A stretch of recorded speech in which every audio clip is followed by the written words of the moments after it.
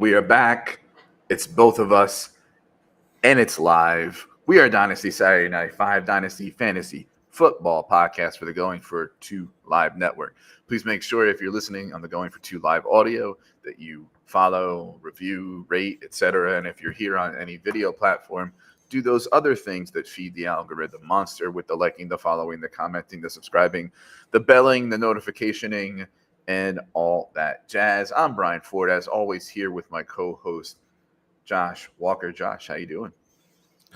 Doing great. It's finally, I guess it's Scott Fishbowl kicking it off. We got Warrior Bowl. We're also doing a Coney co-owner league. There's just I got like 3 or 4 drafts going on right now, and it feels kind of good to get back into the swing of it. Actually be able to get on Sleeper and do something productive. And I've actually made a few trades in the past 2 weeks, so which one I'm looking at with you, but yeah, it just feels good to get back into it. Yeah, and you know, training camp starting, and here come a lot of people who, you know, are getting back into fantasy football. So it really is starting to feel like it. And I think there's like 48 days or something like that until I think the kickoff or the Hall of Fame games. I don't know. Anyway, I saw somebody with the 51 buckus for the countdown the other day, and well, anyway, so. It's also time for everyone to be in the best shape of their lives. I'm excited for that. So I am in the worst shape of my life. The coaches are not speaking well about me. I have several non-football injuries. I am also physically unable to perform a lot of things, and so that's it for me too. So tonight we're going back to the well of running backs, backfields. And we're going to talk about 5 different backfields. For those of you who are not familiar with the format, we do lists of 5 as the way to talk about the dynasty topic that we want to talk about. And we've been unpacking backfields and trying to suss out who's going to get what touches and who's, you know, a value at cost and that sort of thing, and sort of how we want to play each backfield for dynasty. And I think, you know, also with backfields, it's more like we're playing it for dynasty, but, you know, with an eye towards how 2024 is going to work out. So if you're not much into dynasty, this will probably still be helpful for you too. And we're going to have a lot of stuff to be talking about in the next couple of weeks with these backfields because training camps are starting. And so any training camp news that popped out to you the last couple of days or last week or so that you want to discuss? Nothing really. I'm still kind of interested in seeing what happens with this Brandon Ayuk thing. I really don't think anything will, but also just Russell Wilson and Justin Fields. I'm keeping an eye on that just to kind of see how that plays out. Because I feel like any like reports of Russell Wilson even just being average or having a little bit of trouble, you know, people are going to be clamoring for Justin Fields, and so I'm going to keep an eye on that. But I think it's pretty early. I haven't really seen much yet, but I'm going to keep a close ear to it on Twitter. Yeah, for sure. It's been funny because for the past couple of months, as someone who's, you know, been unemployed, you know, consuming a little more fantasy content than is probably good for the brain. You know, you have people with a lot of strong takes about, you know, certainty of something that's going to happen, whether it's a backfield or who's going to be the wide receiver too, and all that. And I don't know how justifiable the strong takes are this early, but yeah, we're about to find out a lot about that. One that I've heard a lot of is that Pittsburgh is the type of organization that no doubt is going to give the first shot to Russ almost no matter what, and then go from there. But yeah, it'll be interesting if Fields does take over because he has that upside. Yeah, I think it's probably going to have to come down to Russell either just being really bad or getting injured, because I think it's pretty much his job to lose, even though I think Justin Fields might be better. I still think Russell Wilson's got a little left to prove, and he's honestly at a pretty good price right now too. Even in dynasties, you can get him for pretty much like a 25 second round or something to the right person. We got Jerry in the chat here that the audio doesn't match the video. I'm sorry, I don't know really what to do about that. It looks fine on our end, and that's all we really see. And my internet's fine. Josh's internet is fine. So I'm sorry about that. Hopefully it'll flatten out as we move on. Yeah. All right, so let's pull up the trusty slideshow and talk about the backfields with I asked the high end pro level graphics department in my living room to once again come up with some slides for the backfields, and here we are. Again, we're sort of playing with this word ambiguous. Just a nod that ambiguous backfields used to mean something pretty specific when it came to ADP ranges and things like that, and which guy to take. And now it's not so much about which guy to take or who's the RB1 or that sort of thing, so much as it is distribution of roles and touches, and who might be like the RB2 or who might be the pass catcher and that sort of thing. And so we're gonna try to suss these backfields out and see what we want to do real quick. We've already done Buffalo a couple episodes ago, but had a tweet last Friday. Kind of thinking out loud, like, what if Cook and Ray Davis are like a discount version of Gibbs and Montgomery this year? We saw the increased run rate with Buffalo last year. A lot of us already think that Ray Davis is sort of a plug and play, well-rounded skill set, ready to go in the NFL. Bigger body, absorb some of those tough carries, absorb some of those touches close into the goal line. And I've seen a couple other people already sort of, now talk about that possibility too. And so I think I might be getting a little bit more aggressive on Davis and Cook. What do you think about that? I think that's pretty likely, especially kind of the way the league as a whole is kind of shifting towards handling running backs. And it's kind of hard to predict that because Ray Davis wasn't on the team last year, and he's going to be better than anybody else that was in that backfield. So I think it would make sense to, kind of limit Cook's touches and use Davis a little bit more, especially, honestly, probably at the goal line, because Cook didn't score too many touchdowns last year. Not saying he can't, but, that seems like a pretty good place to slot Ray Davis into in the goal line. And in fairness, another person who I was tweeting with was saying, and they're right, that like every year, they kind of want to take less off of Allen's plate, and then the offense stalls and he plays superhero, and that's true. My take is that there are so many things in place right now that point to like that doesn't have to happen, that it won't. Right, the pass catchers are more intermediate pass catchers now. He's not going to have to do a whole lot of YOLO down the field. They've got like a Swiss Army knife type of guy in Curtis Samuel that they haven't had before. I think we're going to see a healthy dose of running anyway from the running backs because of what happened under Joe Brady last year, and of course bringing in Davis. Like when it's third and a few inches, they don't have to do the Buffalo tush push if they don't want to. And I think that's going to be meaningful. And I think those things are in place because they looked to use a big back already, and they just cycled through Latavius Murray and I think what was it, Fournette, and I don't know, the names are escaping me, but other guys that like just didn't cut it, and if Ray Davis is good, then they're good. Yeah. No, I agree, and I was gonna say Curtis Samuel being there is also alludes to that because he's taken snaps out of the backfield before, and his career rushing yards per attempt is 6 yards. So he's in a bind. If they really need to, they can also slot him back in there. So I definitely think James Cook might be just slightly overhyped. I'm not going to be drafting him in startups just because of where he's going and what else I can get. Yeah. But, if you got him, I think he's going to be a good asset. I think based on where you got him in rookie drafts, he'll still be fine. I don't think he's a sell or anything, but I think Ray Davis is going to hurt him around the goal line at least. For sure. All right, let's get crack-a-lacking. First backfield before we get to that, you know how many times I've done that in the classroom? Like I thought what the next slide was going to be, and it was something else. This brain of mine. All right, so just for those who might be watching for the first time, we've had 3 episodes. Those are the backfields we've already discussed. We've discussed 15 of them, like half the league. Excuse me. And then we had a guest episode with Tom in between that when when Josh couldn't make it. So if you're watching and saying, hey, they should talk about the Steelers, they should talk about the Bills, we've already done it. So, all right, first one tonight is the Tampa Bay Buccaneers. We've got for the audio folks, I'm going to be a little specific about what's on the slide. For the video folks, I'll try not to read it word for word, because you can already see it there on the screen.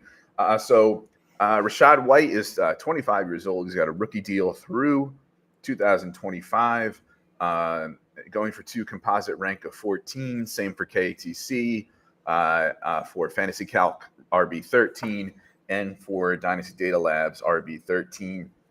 And he's going at the 601 in the Dynasty Data Lab ADP as far as RB13 goes. I got him at 16. You got him at 15.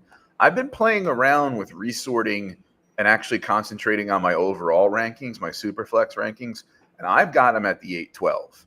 And I think you're gonna see that a lot with these running backs, where I'm not gonna want to spend the pick, and I'm likely gonna have them a couple rounds after their ADP. And so Rachaad White, the story has been volume, not very efficient, not very explosive. The team tried to get touches off of his plate, but Sean Tuckered, Edmonds did. He also got hurt, right? And so they kind of had to. Canales is gone, and Canales definitely does stress the run. In comes Bucky Irving, who is 22 in August, a rookie deal through 2027, going for 251, KTC 49, Fantasy Calc 61, and he's Dynasty Data Lab. He's at the 1511 at RB 49. I have him at 45. You have him at 51. I say he should be going at the 1311, and you're going to see that a lot, where I'll have the starter lower, but the sort of pass catcher upside younger guy higher, the zero RB type guy higher, and I think he should be going around the 1311. So I think the question really is, how much will Bucky affect Rachaad White? If you're someone who, like me, is like reluctantly and begrudgingly putting Rachaad White at RB16, and you really want to put him at like RB21 and 22, and if you're a Bucky defender like I am, I think you're seeing it as Bucky can stop, not dance, and just kind of hit the goal and go a little better than White. While White is a very good pass catcher, so is Bucky. Bucky very good in space and good at missed tackle forced, good at agility, good at making people miss, good at yards per touch and efficiency and that sort of thing. How do you see this working out? For me, it's yes, Rachaad White is the one, but Bucky's going to be doing a little bit more than people think. There are some other people who are saying, well, not much out of camp that's good about Bucky, so watch out. What say you? I'm kind of in the middle. Rachaad White, and this is for fantasy, he's really good. He was RB4 and top 10 in points per game. Part of that because he doesn't come off the field, and I think that's part of what makes me a little not nervous to draft Bucky or anything, but he doesn't really, outside of just being more agile and being a little more explosive, I don't think he's going to bring Rachaad White off in passing downs, because he proved to be one of the better receiving running backs in the league. But I think if anything, if neither one's really big, I could see maybe Bucky coming in a little closer to the goal line just to make sure to hit the right hole, be a little more explosive. But I still think it's going to be Rachaad White's backfield. He hasn't really been injured too much. He's pretty durable and plays a lot. So I don't know. I think it's worth a shot. If he gets hurt, it's definitely going to be Bucky's backfield. I'm not a Sean Tucker fan. We know that dating back to last year. I don't really think there's much, if Rachaad White gets hurt, it's Bucky's backfield. Unless they go and get a Latavius Murray or go sign a veteran or something like that, Yeah, I think you're right here. I think I like Bucky, and I think he will eat into Rachaad's touches, but I think it's less of a 1A, 1B, less of a one guy has one role and one guy has the other, so much as it is Bucky's going to get touches, but he's more of a clearer 2 Yeah. RB2 option in that backfield.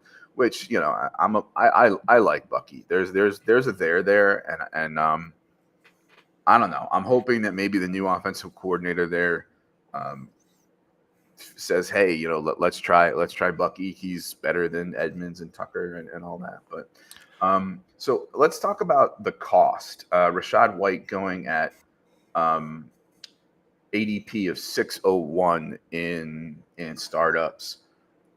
I'm not a huge fan of that. What say you? It really depends on how I've drafted so far, because the fact that he's through 25 means I'm at least going to get 2 years of probably pretty good production. I just think it's a real big question mark after that where he goes. I could see him easily slotting in as just a third down back, just receiving back to a team that has more of a first and second down back that's more efficient. So if you're looking to contend now, I don't mind it there. You can wait until round 8 and get a running back who was a top 5 running back last year as far as fantasy points go. So I'm okay with it if you're contending. But if obviously if you're not contending, he's already 25, got 2 more years. I'm not interested, but I think I'm okay with that price if you're trying to win now and trying to be competitive in the next 2 years. One pick.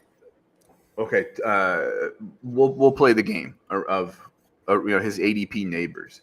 A few picks before him, Drake May.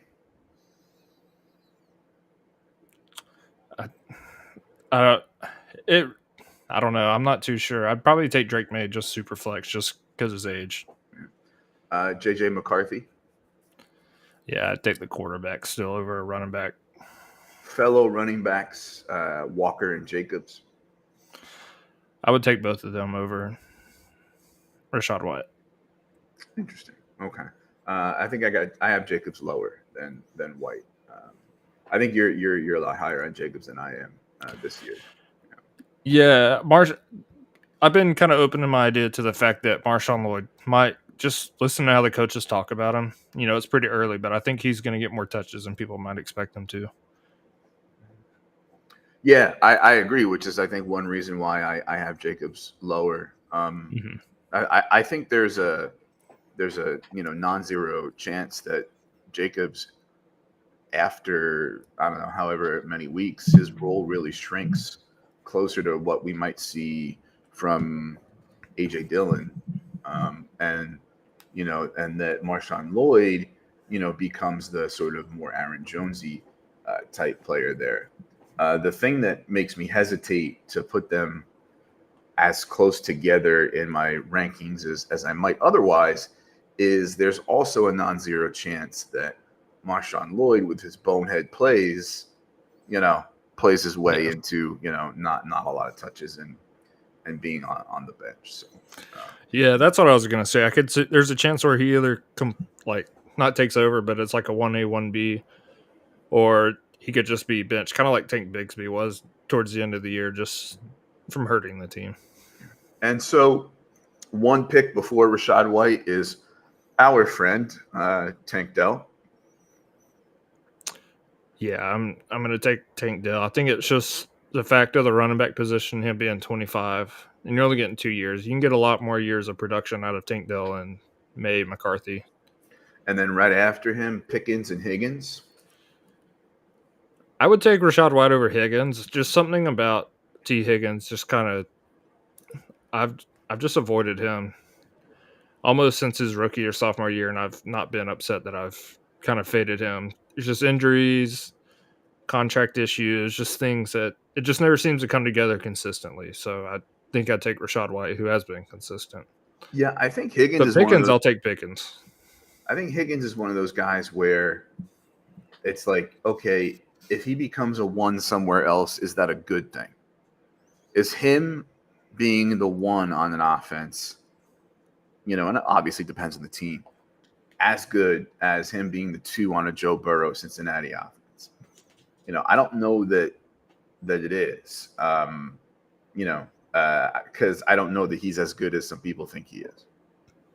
No, I agree with you. I think he's better off where he's at, just being a really good 2 receiver who benefits from having Jamar Chase on the other side. Because a lot lot of other situations he'd slot in as a one. It's not as good of offensive situations. Their quarterback's not going to throw for 35 to 40 touchdowns a year if he's healthy. I would reluctantly take Pickens ahead of Rashad White, like mentally, Mm-hmm. as far as because I'm pre-programmed to not like George Pickens. I just don't, But when we look at the age and the wide receiver, being a wide receiver, and the way that I have ordered my buckets overall in my super flex, I've got Pickens like 30 slots ahead of White. So let's see, and give you a couple more here for funsies. Fellow running backs Brooks and Cook. Yeah, I'm going to take both of those over Rashad just due to age, especially Jonathan Brooks. That's a pretty easy one for me there. Yeah, I think so. Our conclusion really is, Rashad White's backfield, but perhaps Bucky at cost. I don't know what are some of the other running backs who are going around Bucky's, because that would really do it for me, because I think you might be able to get some people around that I like a little more. Yeah. That's a spot where you can. So let's go ahead and do that. So you just want to know the running backs, because at that rate, that area in the draft, you're probably trying to load up on like 0 RB build guys. Okay. Well, that, and I've probably gotten 4 or 5, maybe even 6 wide receivers at this point. So yeah. Mm-hmm. All right, so 1507 J.K. Dobbins.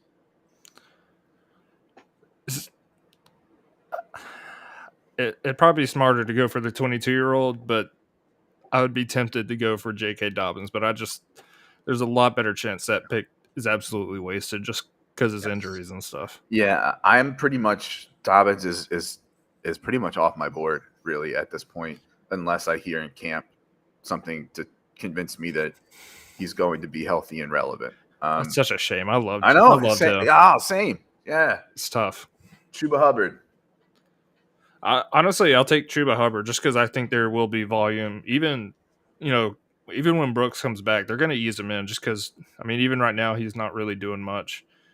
And that's a tough knee injury. I don't think they're going to want to rush him in. So I think Chuba Hubbard, especially early, is going to get a lot of touches, whether it's efficient or not. He's going to get volume. And then even when Brooks is mixed in, we're looking at an injury away from being the RB1 in an offense that likes to run and is going to be better under Canales than it was last year. Then there's our friend Bucky, and then speak of the Davis, Ray Davis and Tyler Algier.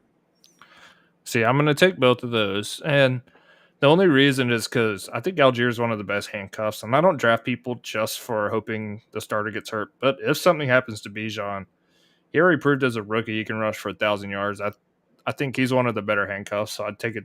I'd just go ahead and get him because he will probably still get some touches.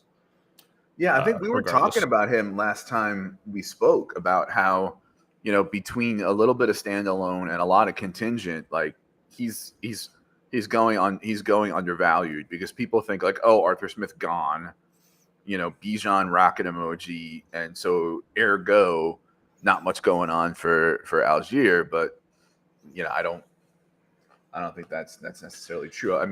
He'll probably have less than last year, but I think people are kind of writing him off. It won't be 55-45 like it was, but it'll still be like AJ Dillon was probably. Yeah, and I'm, as I said before, getting more and more aggressive on Ray Davis, so I have both of those guys above Bucky as well. Even though, like I like Bucky a lot.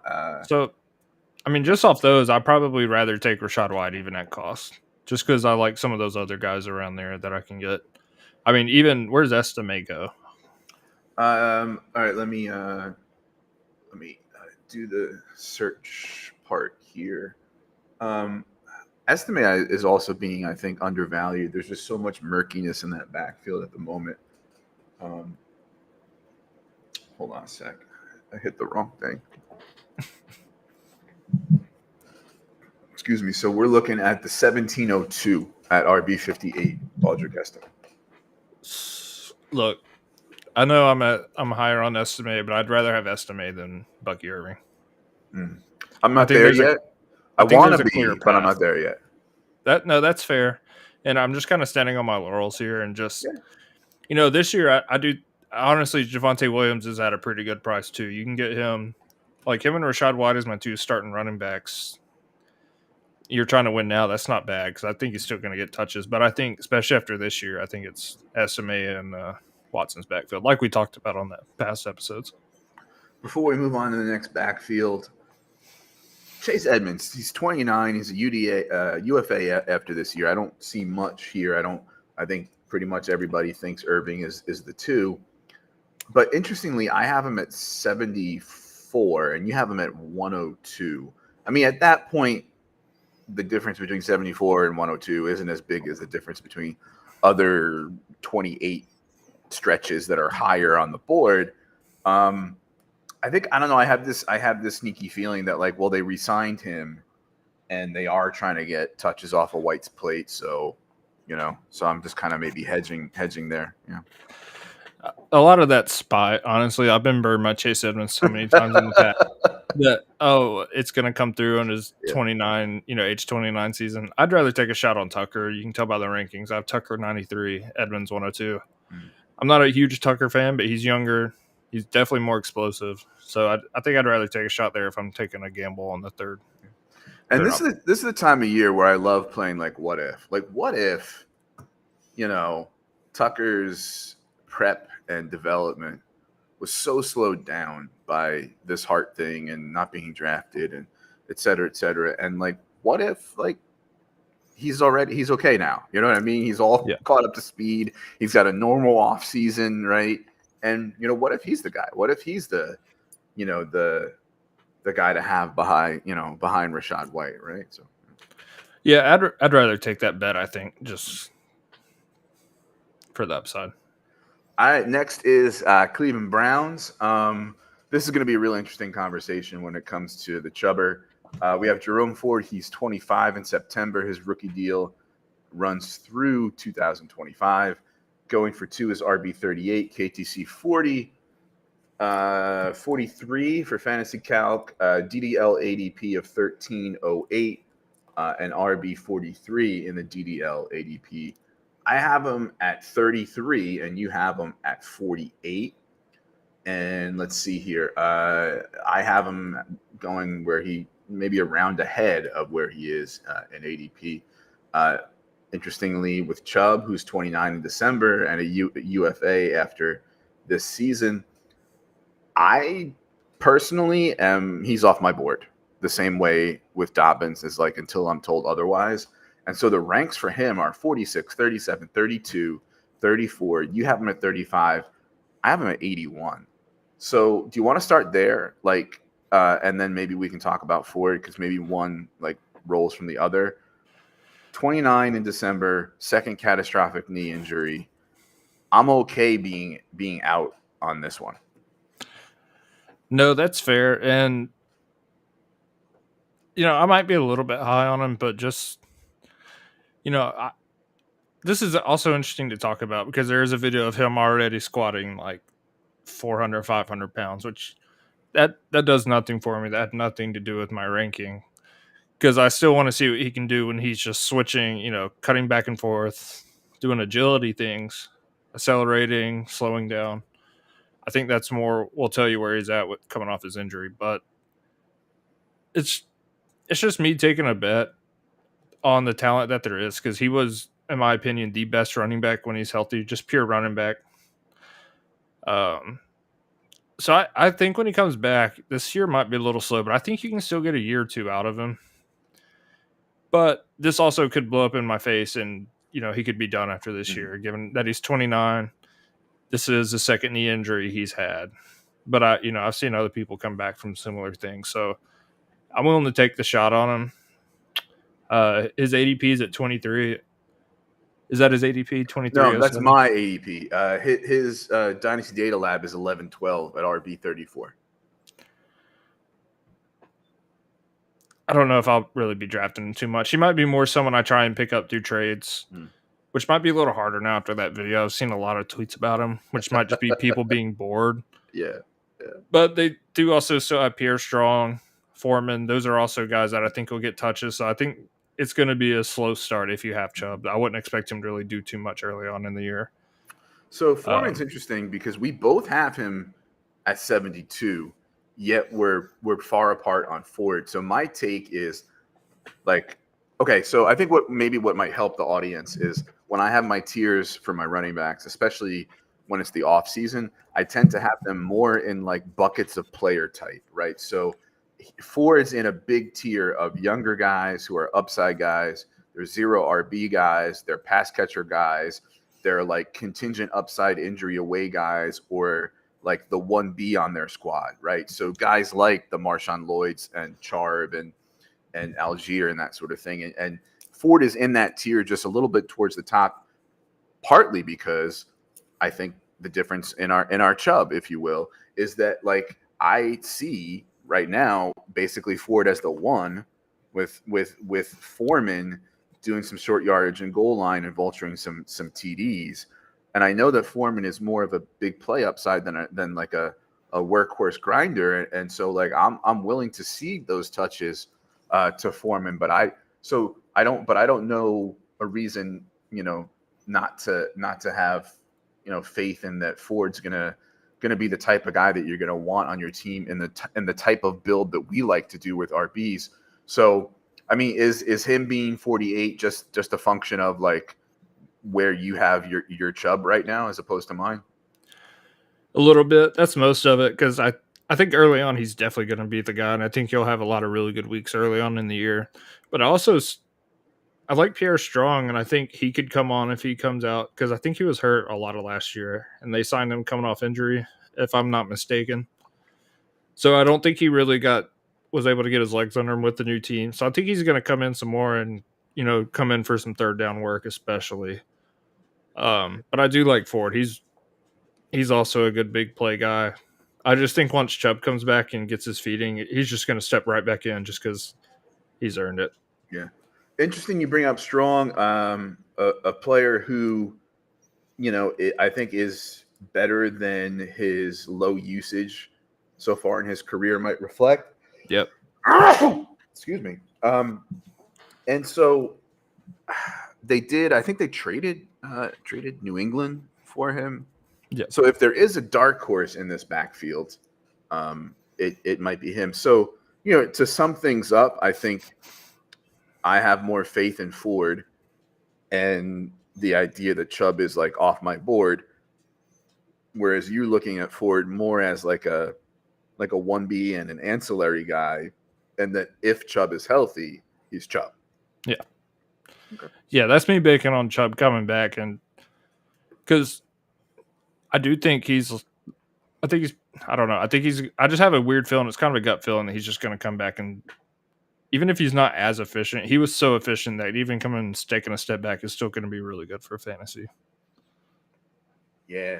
I mean, again, great story. He's kind of been an underdog. He already had the injury in college and, has just, quietly, no drama, been one of the best pure rushers of the football. Right. So, Jerome Ford, he's in that range where you and I like to start, taking running backs for that type of build. He's kind of on an island there in 1308. The two running backs before him are Eckler and Mostert. What do you think of that?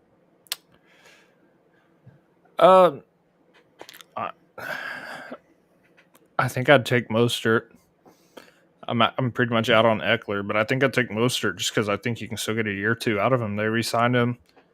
He does have a career where he's been injured a lot, but I think they got enough running backs to kind of spread out the touches, given the scheme efficiency. I think I'd rather have Mostert. Yeah, I technically have Mostert higher because of the way that I'm like bucketing by player type, and so therefore I would, theoretically in a vacuum I would take Mostert. It would feel a lot better for me to click on Ford though, and not just because of the last name. I agree. And then the three running backs after him, Gus Edwards, Kamani Vidal, teammate, and Ezekiel Elliott. So he's in the middle of some weird running backs. Any thoughts about Gus, Vidal, or Elliott as opposed to Ford? If we're doing a draft, I think I'd draft Ford over Edwards, but if I'm trying to acquire pieces and I'm trying to win now, I'd rather acquire Gus. Exactly. I think I'd rather have Vidal overall, both Mm. in drafts and trying to pick up. So I definitely have Vidal over, but it just is circumstantial for Edwards. Yeah, I mean, for me, Vidal, I love him as a player more than Ford, but I have him a little bit more towards the bottom of that tier because I'm looking at it as there's still a lot of murkiness in Los Angeles, and and there's been a little quiet about Vidal, right, in camp so far, and that's not great. Like, you want to hear that your guy is doing well. So we'll see. I just, I want to be convinced that he's going to have the opportunity that I think he should have.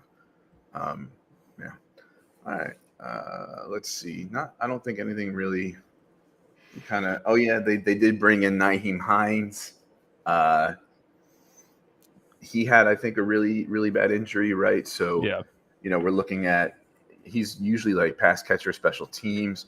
I don't know. I think somebody who was trying to poo-poo Ford to me brought up that a guy like Hines is going to be the pass catcher and that sort of thing, and I'm like, I mean, he's third on that depth chart just for pass catching. I think he's there for the new kickoff rules. I think he'll be he got drafted in my Scott Fishbowl league just because return yards are a thing. So I think he's going to get work on that, but I think that's about it. It's going to need a few injuries to happen. And just for kicks and giggles, some people did like some of Aiden Robbins' traits coming out of college. He was very low in my RB ranks, I think toward the bottom, like RB 35 or something like that. But in my rookies, that is. But so yeah. I don't know who that is. All right, so New England Patriots, a lot of new stuff going on in New England, right? So Ramondre Stevenson, 26. There's an out in his contract after the 2026 season. He's a UFA after 28. He just got his extension. They paid him like a lead back. That kind of does say something. His rankings are 16, 17, 21. As far as ADP goes, it's 803 at RB20.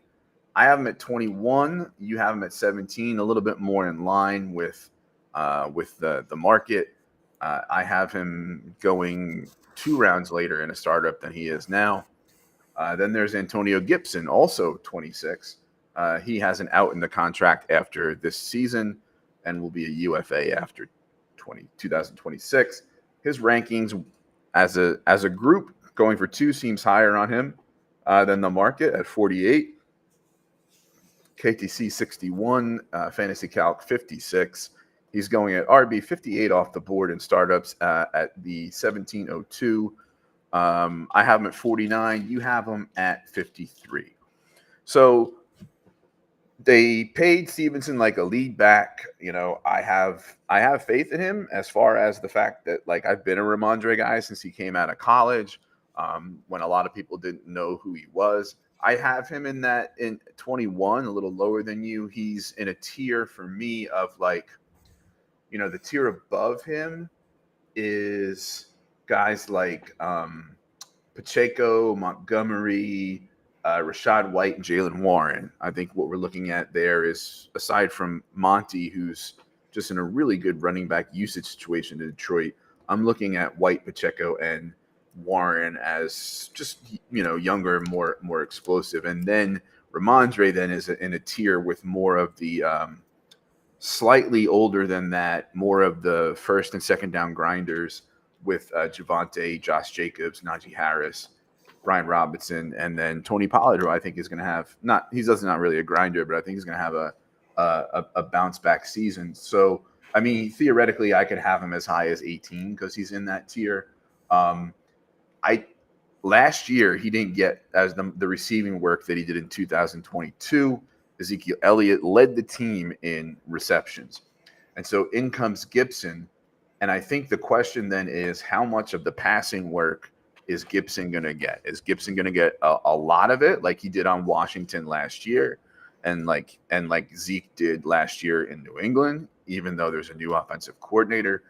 If Stevenson is very active in the pass game, then you're looking at a guy who could way outperform his ADP and be a 3-down beast. And Gibson is just kind of there maybe sometimes on like a 2-minute drill or something like that.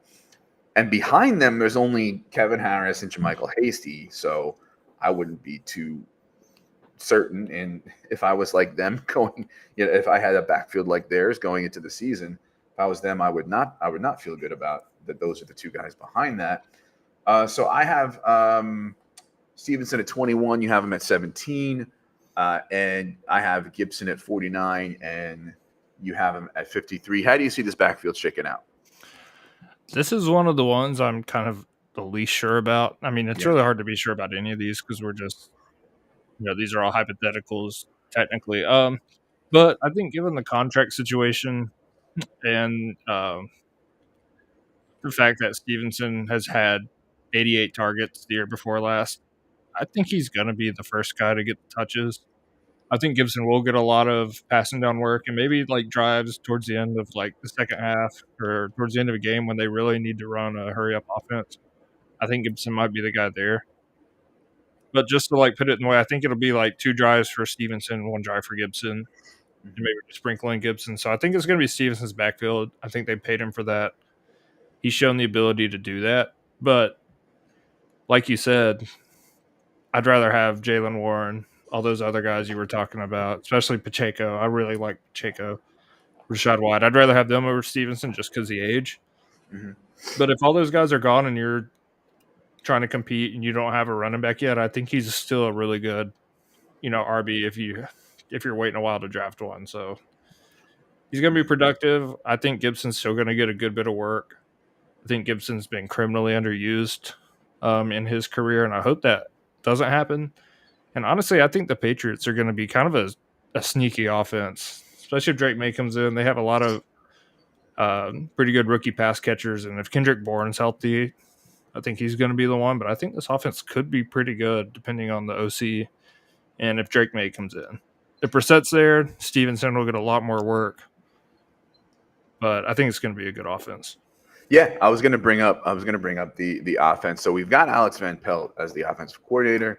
He's installing pretty much the Stefanski offense, the Stefanski, Petzing offense. It's going to be tight end friendly, so everybody go out and get Hunter Henry, and you'll thank me. And so, I think Stevenson is going to be their Chubb, if you will. Yeah. And so I think between Brissett playing a few weeks, at least a few weeks probably, and if when May first starts out, they still lean on the run a little bit more because he's a rookie quarterback, there is a chance really for Stevenson to be a pretty good value. So I think this is starting to be the type of guy where I may think about in startups if he's at the right cost. And I would be interested in acquiring because I think in an existing league in trades, because I think he's thought of as sort of now like, a mediocre player on a uncertain bad vibes offense in New England. And when we think about the points you can get from Stevenson and a plus on top of him compared to the points that you can get maybe for some other running back that somebody else is more interested in, like say a Najee, right? Then you're talking about something good. So let's take a look at his ADP neighbors. We said Stevenson is around the 803, right? So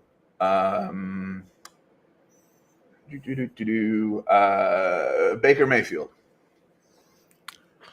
Well, you know what? Let's not do quarterbacks because it's like I'm probably going to take the quarterback if over. If you did only one QB early, then you're going to take Baker if he's your 2. If you already have 2, you don't really need him to be your 3 yet, and so you're going. So let's not do quarterbacks. Jake Ferguson.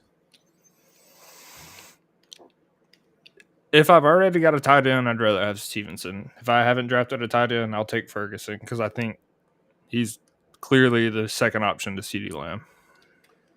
Ferguson going ahead of Kittle, by the way, in ADP. I don't like that. Even in Dynasty, I don't care about the age. Kittle's still the top 5. He's going ahead of Kittle. He's going ahead of Kittle, Ingram, and Njoku. I I'd rather have all three of those. Samesies. I love Njoku. It's kind of a question mark with Watson, but he's shown the ability to get a lot of targets. So, all right. So Joe Mixon. I think I'd rather have Joe Mixon. I think there's just going to be more touches. I think it's going to be a much better offense. I think if by the 7-12 it was clear to me that I was in a certain type of build, I'd think about Mixon over Stevenson. Yeah. Overall, though, no, not gonna. We mentioned Kittle. I'm assuming you're taking Kittle over, most running backs around there. A couple quarterbacks there that we're not going to talk about. Stephon Diggs, interesting guy this year. Obviously, it would depend on build, but I think at that point, I'd rather have Stevenson. I do like Diggs. I drafted him in my Scott Fish Bowl. I think for like redraft leagues, he's a really good value, but not so much dynasty because he's in his 30s. I really don't know what's going to happen after this year. Yeah. There's a few smart people, including and especially Sean Siegel, who, they plant these little seeds of doubt in my brain, and they're like, Stephon Diggs, he's still a really good separator, and now, off the team where he was unhappy and playing for a contract. What if he's the wide receiver one? The go-to guy this year in Houston. And I'm sitting there looking at my Stephon Diggs rankings, and I'm like, no, I can't do it. Ingram and Njoku versus Stevenson. I think I'd rather have them. Both of them, I think, will get pretty good targets and will be at least a second option on their team. And we'll round it out with another interesting aging wide receiver, Cooper Kupp. I'll take Cooper Kupp. I think as long as he's healthy, I think even when he was like 70, 80% last year, he still got a lot of targets. He was still pretty good. So I'll take a shot on Cooper Kupp. I think, interestingly, even with missing games, I want to say it was the whole season, but maybe it was the second half of this. I don't know. But Kupp had more red zone targets and receptions than Puka did. So I think both are going to be really good, and they're both good at cost. But if you still have a flex spot open, especially, I'd rather fill my flex with Cooper Kupp than my RB2 slot with Stevenson. Yeah, same. I got Cooper Kupp above Ramondre as well. All right. It's sneaky as far as the Patriots go for a team that's going to add a running back. Yeah. When we look at only having Kevin Harris and Jermichael Hasty behind the two we've already talked about, I don't know. It's Pirine land there, and then people panic about Stevenson. Yep. All right. Third team for tonight, Arizona Cardinals. This is going to be, I think, another interesting discussion. We've agreed a lot on a lot of these episodes. We got a little bit of disagreement here in this episode with our Chubb and with our Cardinals. James Conner is 29 years old. He's going to be a UFA after 24. Now, obviously, if you're only in a certain part of your win cycle, are you going to be interested in Conner? But I do think if you are in that part of your win cycle, he is undervalued and underrated. Going for 2 composite ranking of 31. The KTC and Fantasy Calc 38 and 34. In DDL ADP, he's 1105 and at RB 31. I have him at 27. You have him at 36. That's largely a function of how I'm bucketing players at this point. He's in the bucket with some of the olds that still have some 1 to 2 year upside, like a Mixon and a Henry and Kamara and Aaron Jones, before I get to that giant tier of guys I actually like. Yeah. As I said before. And then there's Trey Benson, who next week, only in a few days, will turn 22. Happy birthday, Trey Benson, on Tuesday. And of course, his rookie deal through 2027. And I think this is really where the rubber meets the road as far as where we're going to have differences. Going for 2 composite rank is 23, KTC 16, Fantasy Calc 17. I was looking these up and I'm like, what? You're kidding me, right? DDL 708 as far as ADP, and RB 17. You have him at 19. I have him at 34 going 5 rounds later in a startup than he is now. I used to have him up around 19 and early 20s. And then I sort of rebucketed. And then, so I think that's part of the function of it. And so, for me, it's like, is Benson more in line with the bucket of Charb and Ford and Marshawn Lloyd and, Jalen Wright and Kendre Miller and, Ty Chandler? Or is he more in the bucket of, the guys I have above the olds, Pacheco and, Rashad White and that sort of thing? And I think for me, it's like, for now, I can't really say he's in a bucket with those guys. He's in the bucket with the young question marks because he's not the RB1, just like Marshawn Lloyd and Jalen Wright at the moment. And also there's been rumblings out of camp that maybe he's, got a lot more to learn than people think, and that Michael Carter might start the year as the RB2. And so all that together has sort of made me say, yeah, I feel a little bit safer with him right now in the bucket with the young upsiders that still have question marks and are not the RB1s than I do with the other bucket. You're more in line with the market. I've explained why I'm lower than the market on Benson. How are you attacking Connor, and Benson? So I'll start off by saying I think James Conner is phenomenal. I think this year he's going to be really good. I think he's a really, really good value if you're trying to win year one, especially in a startup. But the fact that he's out after 24, it's just hard to imagine, unless he plays a completely healthy year, has no injuries, which I don't think has ever happened. I think he's going to be out. So I do think after this year, it's going to be Benson's backfield. The only way I draft Benson in a startup is if I'm kind of looking to win year 2 or 3 and I'm kind of setting up for the future. Otherwise, I'm just going to hope I got him in rookie drafts or try and trade for him when the year starts out slow. He might, like you said, Michael Carter might start getting some snaps over him. That would open up a really good buy window. But besides that, I think it's his backfield after this year, unless he does something to really screw it up. Carter's definitely going to get some touches regardless because he's a really good passing back, even if Connor's still healthy. But outside of those, DeMarcado got a little bit of run. Yeah. Still not really I don't think there's really much there outside of just a handcuff. Mm-hmm.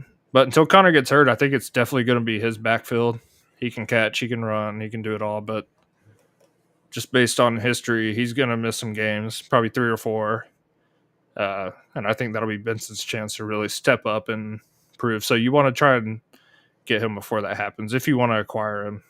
And I think the start of the year might be a good time when Carter might early on get more touches. Yeah, I think part of it too is that I probably was lower on Benson as a prospect than a lot of people were. I mean, I liked him just fine. He was in that sort of, top 4 or 5 that I kept talking about. But I don't know, never really, got that workhorse workload in college. And, I think, I forget, but his freshman or sophomore season, there was like a really just nondescript, very forgettable Florida State running back that he couldn't even get off the field. And also I think he's more of like a not as inefficient boom bust as Kenneth Walker, but like in that mold. And yeah, I can see that. He's not really the kind of guy that like that draws me to him. And so I think the question then becomes like, as everything in Dynasty is market and cost. So I think, Connor is a pretty easy one as far as like, hey, listen, if you're in a certain build, he makes sense. Yeah. As far as in an existing league, what would you be willing to give up for James Conner at the moment? Like a 25 second? You think at the most that might not do it, but yeah, I wouldn't feel good giving up anything more than that. Just because what if you do that, just sell out the wind, and then something happens, and then you're just out the pick, and you don't get the production, and then you're just kind of screwed. So yeah, I think it'd be that. I'd honestly try for maybe a third, and then like an Elijah Moore type player, or someone who's kind of buried down there that, just a receiver or something. But yeah. Yeah, and so, as we said, if you're in a certain type of build, he makes sense. And so, interestingly, he's in the same round of ADP with Zach Moss, who I feel much worse about than I do James Conner if I want to win in 2024. Brian Robinson, I have Robinson in a tier above Conner. Like, he's in that tier with Ramondre and Josh Jacobs and Javonte, like in the not quite olds. Yeah. And I've got Conner in the olds. So I'm surprised Conner is 7 picks ahead of Robinson in ADP. I mean, 7 picks isn't much when you think about the average of the hundreds of drafts that we're looking at, but I found that interesting. Because I think he's much more flexible as far as what your build goes. And then there's our friend Chubb at the end at 11-12. So. Yeah, I think I'd rather have Connor, and I'd definitely over Chubb. I'd definitely rather have Brian Robinson, especially given his age. Honestly, it'd be similar volume and a little less injury risk and age issue with that. And so when it comes to Trey Benson, let's talk about a startup cost for him of 708. His running back neighbors, Derrick Henry and DeAndre Swift. If I'm drafting Benson in a startup, I'd rather have him over those, because at that point I'm not really drafting running back unless I'm, looking to win in 2025, maybe even 2026. You kind of move back for some future first, and then you're just trying to load up for the future. So if I'm doing a startup and I draft him, I'd rather have him over those two. And then Joe Mixon is at the end of that round. I'd rather have Benson. Keon Coleman, Jaden Reed. I would take both the receivers over, just given the way the running back position is, how volatile it is. And he's, we haven't seen him play a single down in the NFL. So I'd rather have both of those guys. I would take Reed. I don't think I would take Coleman before I took Benson. I think I never was big on Coleman coming out, but I don't know. Like, the way that I've bucketed him, I've got him down in like the early 50s, I think, as far as wide receivers go. So I don't know. All right. So when it comes to the Cardinals, it's like pretty clear. Like, if you're in a certain part of your win cycle, you're taking Connor. Yep. If not, you're taking Benson. The question becomes, how soon do you think Benson's ready? How much? Let me put it to you this way. Like, can you see a world in where the coaches are, for pretty much the entirety of the 2024 season, if Connor gets dinged up, it's more going to be Michael Carter than Trey Benson? How possible do you think that is? I think it's pretty possible, and I think it'll also, especially early on, if something happens to Connor, it's going to be really messy, because DeMarcado showed he could step in. DJ Dallas he's a solid running back and seems to be liked by a lot of coaches. And Michael Carter is honestly a really good back given the role he's played. I really liked him coming out of college. So if something happens to Connor, it's going to be rough. I think you're drafting Benson without expecting him to really give you too much production this year.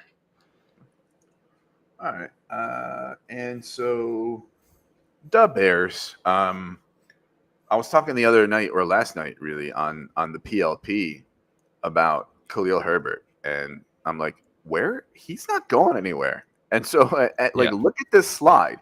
What do they have after their big three?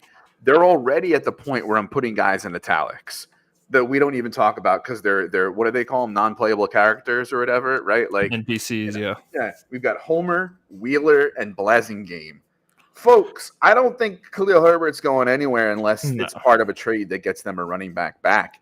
In fact, I would not be surprised if somebody comes off the street to join this team or something like that, or they pick up some rookie that gets put on somebody's practice squad somewhere, like Dylan Johnson or something like that, even though I'd love to see Dylan Johnson stick. All right, so let's talk about it.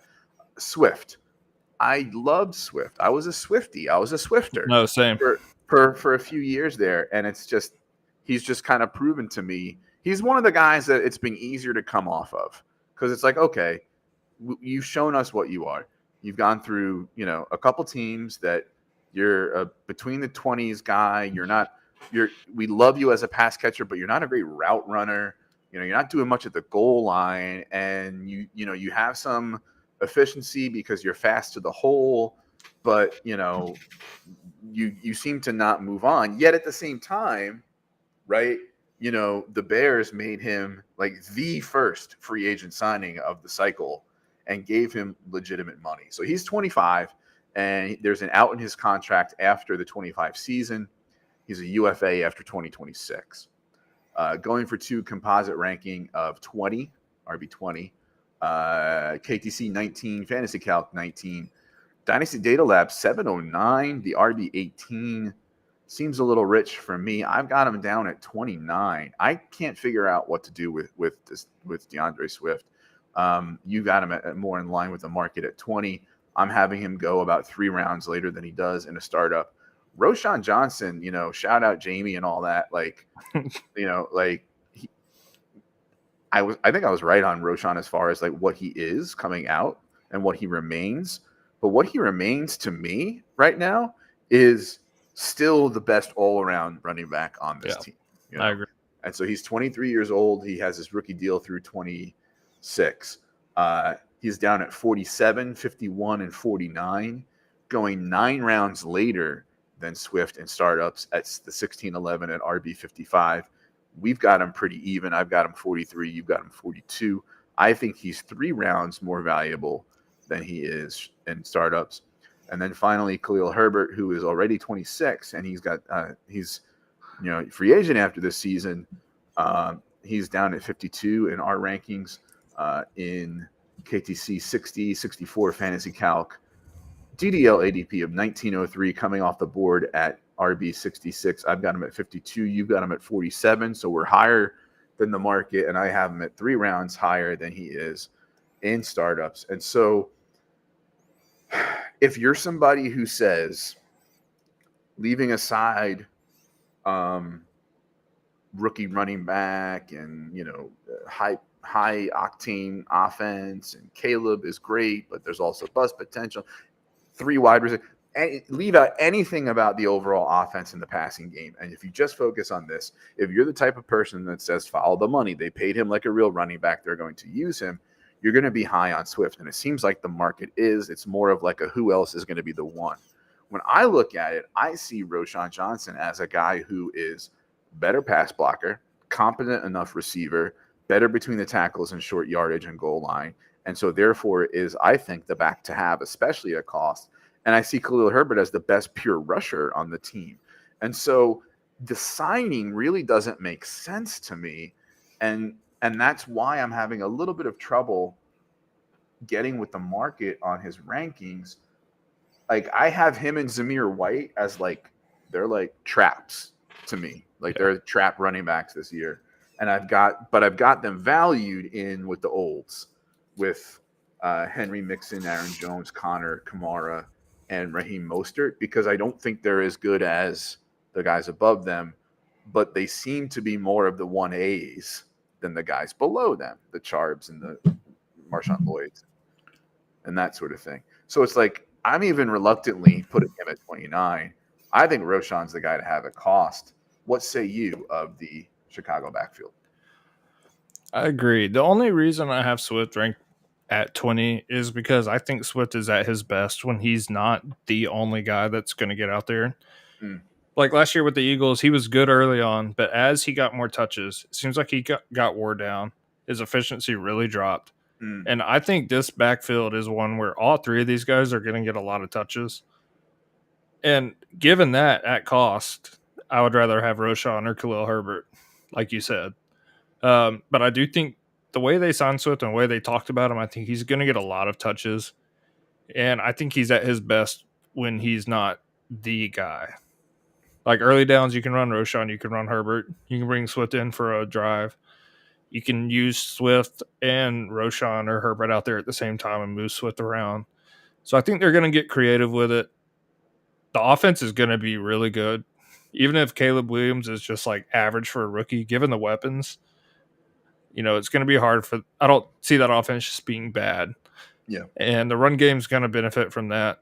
All three of these guys are, I think, going to be pretty good, pretty even. And given that at cost, I'd take the guy that's going 9 rounds past, 12 rounds past, and Roshan or Khalil Herbert. Yeah, for sure. Absolutely. Yeah, no, I think that's. I mean, I know that we've agreed a lot on these running backs. I mean, we just approach running back very similarly, so Yeah. we've had a lot of agree fest in these episodes. But I don't. It's hard for me to really say how to see it another way, except if you just simply say, "Well, they paid him, so he's going to eat," And it's like, Yeah, it doesn't always work out, he's just going to be more efficient when he's taking some time off, sitting a few snaps out, and coming back in every so often, being moved around. I think that's when he's his best, not when he's the every down back like they tried to be last year. So then I think we kind of know what we would do with the ADP game probably with Swift, right? Yeah. Generally, you're probably going to like the running backs around him better. Say Derrick Henry, Trey Benson, Joe Mixon, right? Like Ramondre. We're probably higher on those guys, especially in certain builds, like with a Henry and that sort of thing. If you're selling Swift, knowing that like we're kind of down on him, but that the market seems higher on him, what would you want in return for Swift? That's kind of tough. I think I'm kind of growing onto the fact of, especially if I'm trying to sell off assets, like one of the leagues we're in, I'm going to sell off my assets, but I'm trying to be patient and wait for the year to start, wait for some things to happen, people to start scoring points. Because I think values can differ then. And I think if Swift has a really good game or two, you could probably squeeze a lot more out of him than otherwise. I don't know, though. I think I definitely, if I'm selling him, I would take, maybe take a shot on like Ricky Pearsall, try and get a second round for him in 25. I would even take that. I'll try and get a young receiver who's kind of unproven and kind of Swift out of the running back position, maybe even a young tight end. But I think he'll be pretty easy to sell. Let me give you this one because it's somebody who people are trying to get rid of more than I am.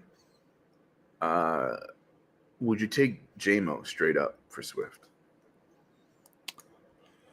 I think I would, and that's just me taking a shot on upside. That's the only reason. Like, I think Swift's going to be productive, but his upside's capped. That's why I'd rather have Trey Benson, Stevenson, even Derrick Henry in startups. It's going to be volume or upside in the future. So yeah, I'd rather take a shot on JMO. I think the upside's better at a less volatile position. All right, let's play the ADP game for Roshan, you think? Yeah. All right. So he's going in the 16th. Let's see here. 1611, right? So Tyrone Tracy. I'd rather have Roshan. Same. Braylon Allen. Definitely Roshan. I don't understand the Braylon Allen hype. I don't like him as a player, as we said before. Like, I'm just simply going off of like what I've heard is that it's hard to ignore that, but also at least this early on, I gotta stick with what I saw. Sure, that's very fair. I personally would rather have Ty Chandler than Roshan, but they're in the same tier and it's close. No, I agree with you. Aaron Jones, given his age, I don't even think he's going to be the full down back. I think he's going to have to, kind of be a 1A, 1B to be his best, kind of like Swift. All right. Then there's Gibson, there's McLaughlin in there, but 2 picks after Roshan. 3 picks after Roshan. Audric Estime. Yeah, I'm going to take Estime just because it's harder to see. They signed Swift out after 25. I think he's going to, unless something happens, he's going to be there another year. And I think Estime's got a better chance next year of taking over completely. That's fair. There's probably a better chance of Swift being annoying. Yeah, exactly. For 2025 than Javonte. No, yeah. I feel that. Yeah, that's a good way of looking at it. All right, so our buddy Khalil Herbert, I just he's the best pure rusher on the team, but I don't know that he does other things well enough to really get too many Yeah. touches over these guys. Um, so I think his value is low at the moment, but should he be traded, to another team, which I highly doubt, he definitely a sell window there. Yeah, I honestly, it'd be great for him if he did, but I don't. That doesn't make sense for the Bears, just given the fact of who they got back behind them, and one injury to those other guys. You don't have Herbert, and Travis Homer's up there getting significant touches, and even if you got three really good wide receivers, that's I think he's going to be there. And if you are taking swings late on upside with Khalil Herbert in a startup, here are your opportunity costs. We're not going to play the ADP game. I'm just saying, here's what you're giving up, which is to say you're not giving up much. Jalen Hyatt, Malik Washington. This is just the same round, the 19th round. Jalen Hyatt, Malik Washington, Jelani Woods, Adam Thielen, Eric All, Tyler Conklin, Cade Stover, Trey Lance, my boy Rasheen Ali, and Jacoby Brissett. That's 11 players, and maybe 4 of them I would have maybe in competition with Herbert, right? Like, yeah, worth a swing and a startup, worth a throw-in and a trade. Any guy that, like you're saying, is worth a swing in the 19th, 20th round is probably worth trying to squeeze into a trade as a throw-in as well. So, yeah, really just Malik Washington, Eric All once he gets healthy. Those are the main two that really stood out because I think Malik Washington, if he steps in as a number 3 receiver there in Miami, that could be really good for him. I want him to. Yeah. No, I do too. I loved him coming out of the season. I had him top 12. I was talking about it last night in the PLP. On the one hand, very good player, probably underdrafted as far as the NFL goes. The story is Mike McDaniel is pestering his GM for like 2 rounds before that to take this guy. Certainly, I think fits the offense. On the other hand, that's an offense that says they want to get more spread out, but has been highly concentrated the last few years, especially outside of the running game. And never has really had a third wide receiver hit, a third pass catching option hit. And they now also have in competition for pass catcher 3, Jonnu and OBJ. Yep. And no, I think it'll be OBJ stepping in immediately just because he's got the experience. But given his age, his injury history, you never know what's going to happen. But I still think I'd rather have Washington at cost just in case that hits. Nobody in the chat. I'm wondering if the audio just never matched the video, and so people aren't chatting. But I don't know. Hopefully that got fixed. All right, so that was our 5th and final backfield for the night. We've done now 20. I don't know if we want to keep going. There's certainly ones that I would want to talk about. We still haven't talked about the mess in Dallas. We still haven't gotten a chance to shit on Braylon Allen in the Jets. Carolina. I don't know if there's others, or if we want to do a new topic. I think by next week, with a little trickle of camp news, we might talk about 5 position battles or 5 camp stories to watch or something like that, and maybe come back to Backfields at some point. What do you think? Yeah, I was thinking earlier today, I'm kind of, with the new drafts coming up, I'm kind of getting a lot more questions moving forward. So I think we could maybe do another topic and then sprinkle these in as we go. But yeah, we'll definitely talk about some more as well as some other things. All right. Well, then that'll do it for us tonight. Time to land the plane. Please make sure you subscribe, rate, and review on the audio. Do the things you got to do on the videos with the subscribing, the notificationing, the following, and all that jazz. Time for plugs. Josh, where can we find you and your work? Yeah, you can find me on Twitter at Rotonaut, ROTONAUT. I'm doing a bunch of drafts. After I do a few more, I'm going to share my rostership again now that I've done a few more startups, because I think that's important to kind of put your money where your mouth is. That might be a fun topic. Like, 5 rostership percentages that surprised us when we looked or something like that. Yeah, whether good or bad. There's some when I looked last time where I'm like, this guy might just die on my roster. But yeah, I think that'd be a good topic. I just started a new job. I'm finally starting to get settled in, so I'll be a lot more active on there, as well as updating my rankings, which you can find at goingfor2.com. All right. You can find me at ffjunkie_ on the Twitter. Rankings at goingfor2.com. Probably going to drop an article or two before the season starts, and then not much really during the season. Also do Dynasty Fever Pod on Twitter. That's the Dynasty Fever Podcast with my co-host Jesse Schneeman, who, by the way, happy birthday, Jesse, turns 50 today. And Wow. yeah. And we will we'll be coming back soon. Bit of a hiatus for the summer. Very busy at his job in that season, and kind of both taking a bit of a detox from the level of fantasy stuff that we've been doing. So we'll be back. We'll do our at some point our bold predictions episode. It's fun. We use the Scoville scale of spicy level, spicy peppers. Yeah. It's fun. Yeah, I like that. All right, and yeah, so goingfor2.com, we're revamping the website, but still we'll have a lot of stuff there for you for everything fantasy related, DFS, best ball, redraft, dynasty, obviously, and all that jazz. And on this channel and in the audio, a show pretty much every day or night of the week for you. Lots of different topics. We got some shows that do some really cool stuff, like out of the box, mock drafts and fun little things. And I think we do a fun job mixing it up. And of course, there is the over 2,000 member free Going for Two Discord, bottom right of the website, little purple icon. If not, go to Jeff Lambert 77 on Twitter, and the link is in his profile. Lots of channels for different topics, like the topics that I just mentioned, as well as trade talk and best ball talk and all that. So actually, that reminds me, Underdog. Go to underdog.com or the Underdog app and use promo code GF2. And you can get a half deposit match of up to $250 from Underdog. We forgot to do the ad read. We were so excited to be back live, so make sure you go ahead and